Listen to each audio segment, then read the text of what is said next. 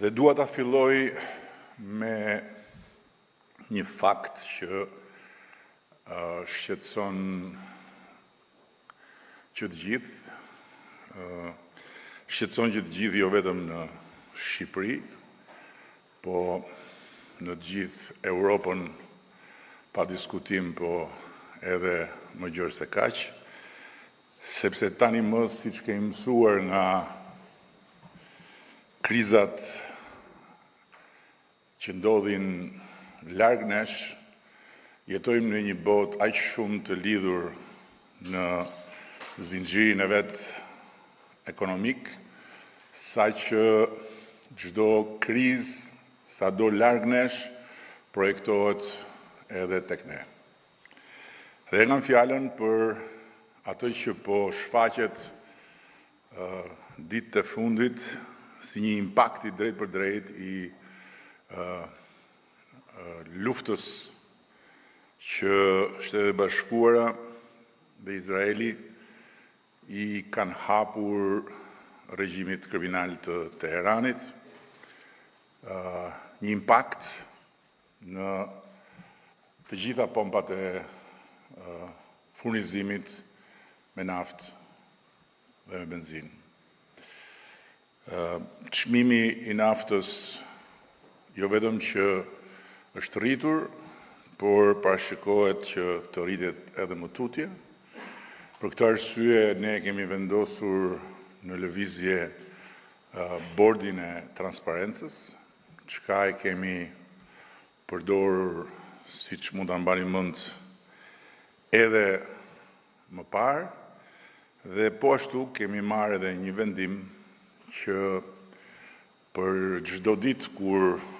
çmimi do të kërcej mbi tavanin e 220 lekëve, do të ketë menjëherë një ulje me 20% të akcizës së naftës. Deri tani nuk shikojmë impakt në të tjera çmime, por fatmirësisht jemi në kushtet kur kemi një borxh dhe një deficit jo vetëm në kontroll, por edhe goxha të ulët, që na mundson pikërisht që në momente të tilla të kemi edhe një hapësirë në dispozicion për të mos lënë vetëm askënd, duke pasur parasysh në radhë parë ata që janë më në nevojë.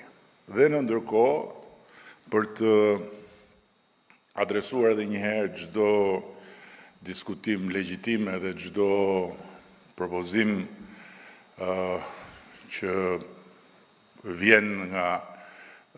rrugë të ndryshme në Mexhelisin publik, ne këtu në këtë fazë që nuk e di askush sa do zgjas, në radhë parë kemi në vëmendje pensionistët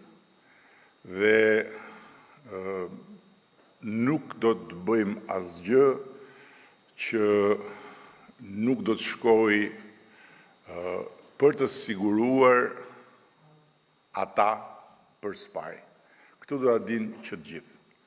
sepse në fund të ditës, nëse çmimet impaktohen, pensionistët janë ata që e vuajnë më shumë se sa të tjerët impaktin mbi çmimet. Nga ana tjetër, kemi deklaruar më parë dhe tani jemi në një fazë të avancuar të formësimit të një entiteti shtetëror i cili do të ndërhyjë në tregun e naftës,